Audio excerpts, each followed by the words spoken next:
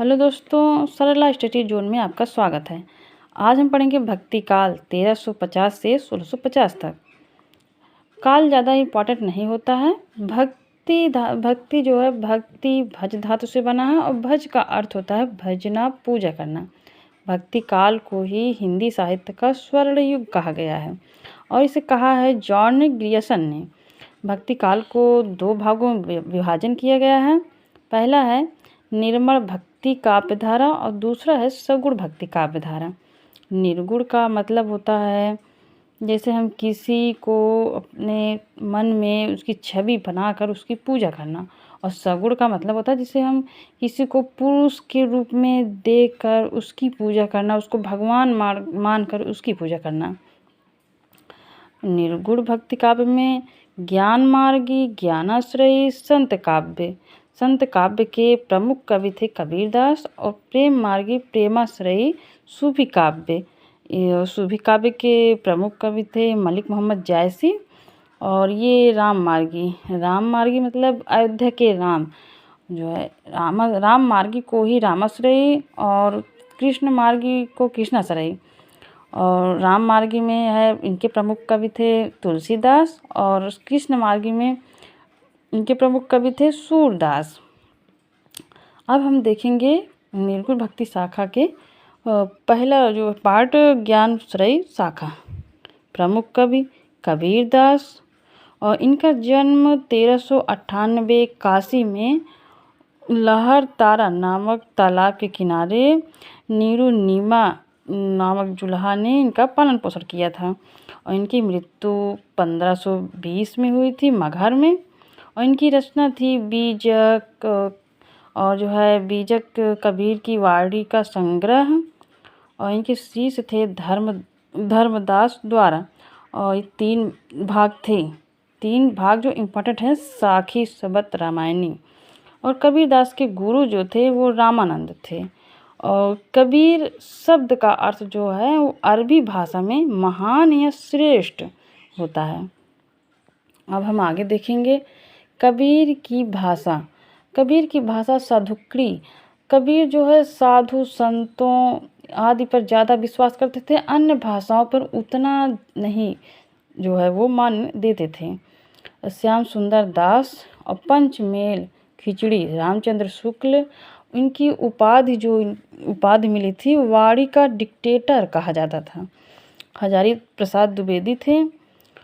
और ये नोट में है, ये इम्पोर्टेंट प्रश्न जो है पेपर में पूछा जाता है। कबीर जो है सिकंदर लोदी के समकालीन कवि थे।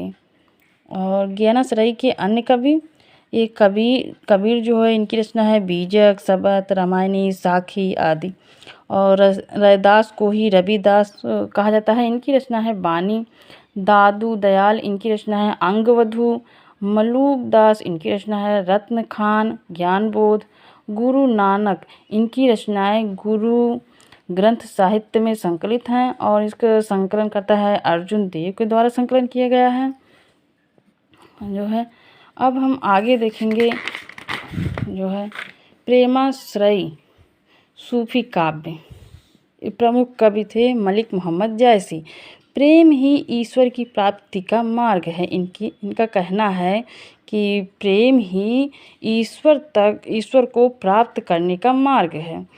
परमात्मा स्त्री है, आत्मा पुरुष है और आत्मा ही परमात्मा है, परमात्मा ही आत्मा है।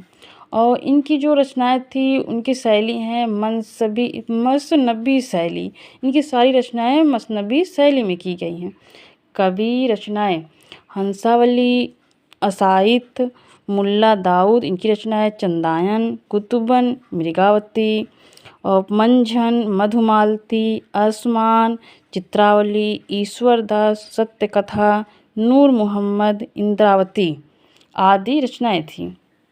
अब हम देखेंगे मलिक मोहम्मद जायसी की ये पद्मावत बहुत ही इम्पॉर्टेंट है जो है। ये इम्पॉर्टेंट हो जाता है क्योंकि ये एग्ज़ाम में बहुत बार पूछा गया है। और पद्मावत को नागमती वियोग वर्णन किया गया है इसमें। राजा रत्नसेन, पद्मावती, नागमती इनके बारे में ही सारा वर्णन किया गया है। और इनकी दूसरी रचना है अखरावट, तीसरी रचना है आखिरी कलाम। और सगुण काव्य धारा के जो है इसे 2 विभागों में विभाजन किया गया है, रामाश्रयी, कृष्णाश्रयी। तुलसीदास, सूरदास। रामाश्रयी शाखा राम का काव्य के प्रारंभकर्ता रामानंद रामावत संप्रदाय के संस्थापक थे।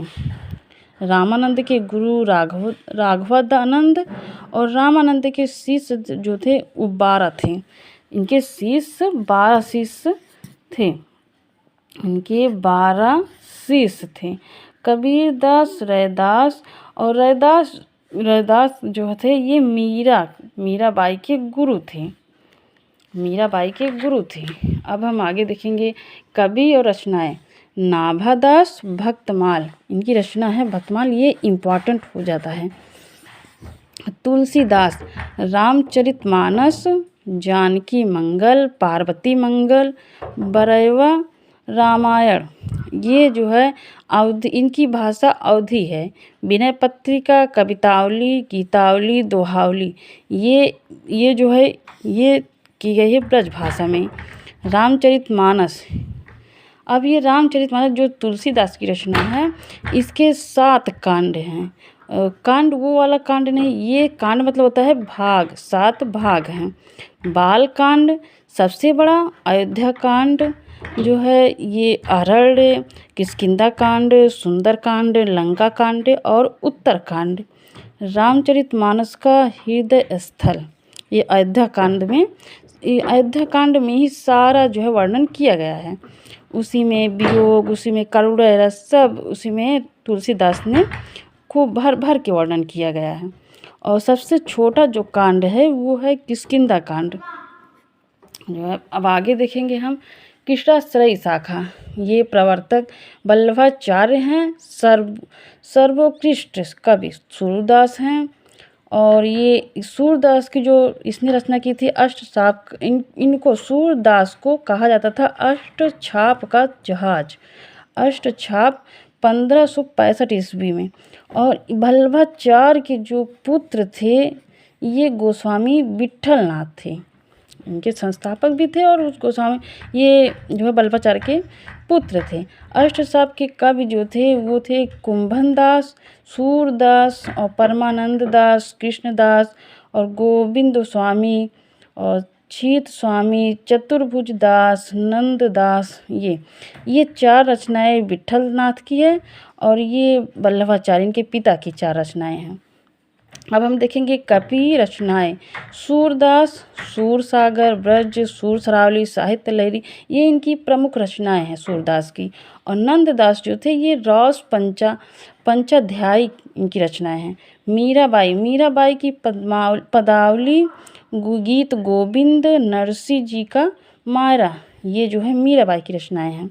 और रस खान जो हैं ये प्रेम वाटिका, सुजान, रस खान, इनकी रचनाएं हैं। रस खान का मूल नाम जो था वो सैयद इब्राहिम नरोत्तम दास जो है सुदामा चरित, इनकी रचनाएं हैं। तो इनकी रचनाएं सुदामा चरित हैं। तो आप लोग इसके नोट्स बना के इसकी खूब तैयारी करना अच्छे से, और ज़्यादा से ज़्यादा शेयर और लाइक, शेयर और सब्सक्राइब करना नहीं भूलना। धन्यवाद। आज की वीडियो में बस इतना ही।